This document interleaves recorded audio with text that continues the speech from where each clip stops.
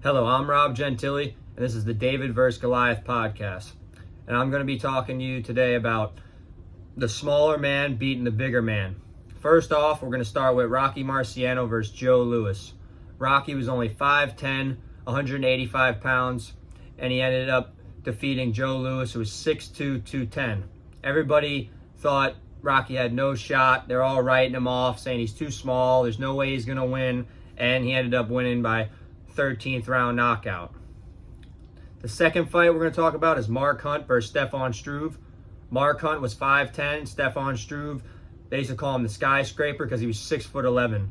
Mark Hunt knocked him out with a left hook. And that just goes to show that even a foot and an inch taller, he was a foot and an inch taller than Mark Hunt still knocked him out. Mike Tyson versus Mitch Green. Mike Tyson was 5'10", 230, as you all know, one of the best fighters ever lived, but he was fighting Mitch Green, who was at the time 16-1 and 6'5". And he didn't have an easy fight. He went 10 rounds with Mitch Green. Mitch Green was eating a lot of his punches, and yeah, he was a big, durable guy. And Mike Tyson went 10 rounds with him, but he beat him. That's another example of the smaller guy beating the bigger guy. Sean Strickland versus Israel Adesanya. That was about a year and a half ago, not too long ago.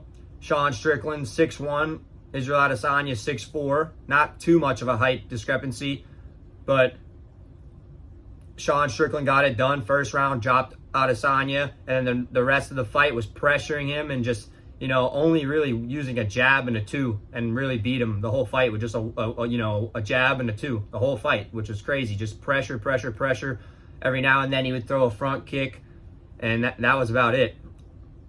McGregor versus Diaz 2. McGregor 5'9", moved up to 170 from 145.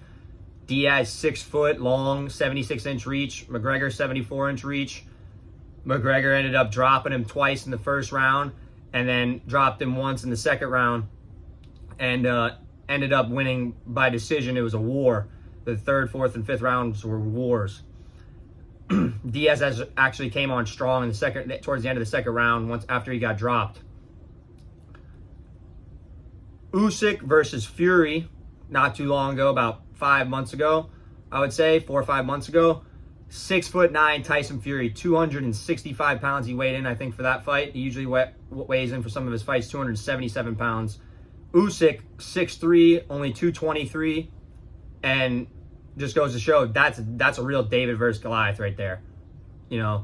Alexander Usyk was able to outbox Fury, rock him, really hurt him bad. I think it was in the 7th or 8th round. He had him really badly hurt and almost finished Fury, which we've never seen happen to Fury before. And ultimately went on to win the decision. Poirier versus Hooker, 5'9". Dan Hooker was 6 foot. Another 3 inches, not too much, but, decent height discrepancy. And Poirier defeated him by a knockout, or I think it was TKO in the 5th round. It was pretty late, 4th or 5th round. And then Chandler versus Hooker. Chandler's only about 5'7", and he's listed at 5'8", but I think he's only probably about 5'7". And Dan Hooker's 6 foot.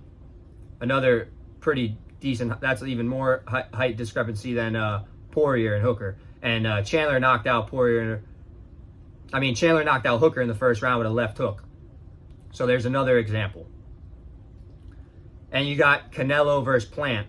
Canelo beats everybody bigger than him. Canelo's only 5'7", 5'7.5", and Caleb Plant was 6'1", and he knocked out Caleb Plant in the 11th round. Brutal knockout. Canelo versus Kovalev. Kovalev was 6 foot. Canelo's 5'7". That's pretty big height discrepancy right there. And he knocked out Kovalev. Another late knockout, 11th round. And then, these just go to show that height really means nothing in fighting. And that's it for today's episode of David vs. Goliath.